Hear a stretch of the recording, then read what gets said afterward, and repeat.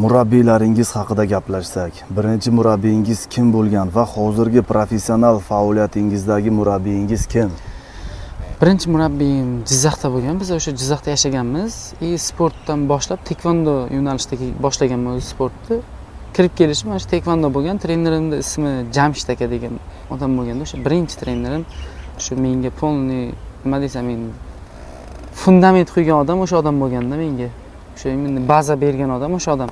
Hozirgi professional karyeradagi trenerim Ozod aka Pardayev.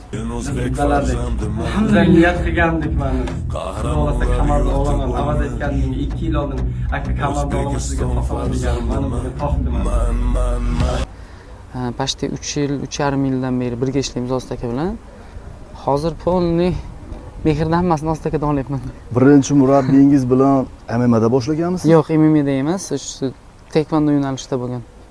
Birinchi murabbiyim o'sha yoshlik vaqtimdagi.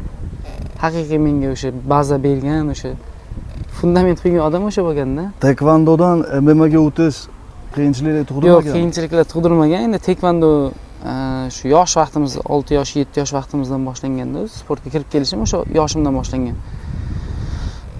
5 yilcha, 6 yilcha polniy taekvondo bilan shug'ullanganman. Undan keyin qo'l jangi bo'lardi, bilsangiz, rukopashli bo'y deydi, unified deydi, ushu sanda degan sport turlari bor keyin. Musobaqalarga chiqqan. Hammasiga chiqqanman o'shalardan. O'shalardan keyin qiziqish paydo bo'lgan MMA ga. Rezultatlari zo'r. Rezultatlarim yaxshi lekin. Ushu sandadan O'zbekiston chempioni bo'lganman, unifieddan O'zbekiston chempioni bo'lganman. Taekvondoning o'zidan ham O'zbekiston chempioni bo'lganman. Yoshlar o'rtasida-da. Olimpiadaga harakat qilmaganmisiz? Yo'q, olimpiadaga endi u vaqtda bilmayman, endi bizlar tushunmaganmiz menimcha olimpiadani.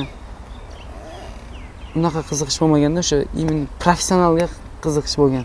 Aralash jang san'atiga qiziqish katta bo'lganda. Shuning uchun sekin-sekin bu mana endi hozir rezultatimiz yaxshi aralashda ham. Olimpiyskiy chempion bo'lmasak ham jahon chempionimizda.